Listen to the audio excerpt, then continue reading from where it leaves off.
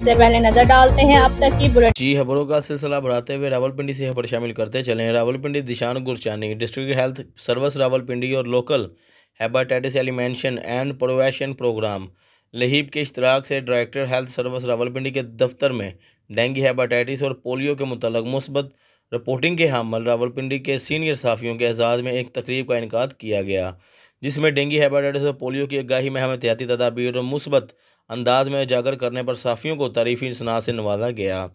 मेहमान खसूसी deputy commissioner Rawalpindi Hasan वकार चीमा थे। इस मौका पर कोआर्डिनेटर टू निगरान सूबाई वज़ीर सेहत और primary education doctor Ansarul Haq, CEO health district Rawalpindi doctor Ejaz और दीगर भी मौजूद थे। इस मौका पर DC रावलपिंडी ने सीनियर सहाफ़ियों शेर डार, बाबर मलक, मलक अनवार अब्बासी, उस्मान मुगल, सज्जाद चौधरी और दीगर सहाफ़ियों के हमरा नौजवान सहाफ़ी दिशान गुरचानी को भी शील्ड पेश की। रिपोर्ट कैमरामैन टीम के साथ दिशान गुरचानी, इस्लामाबाद।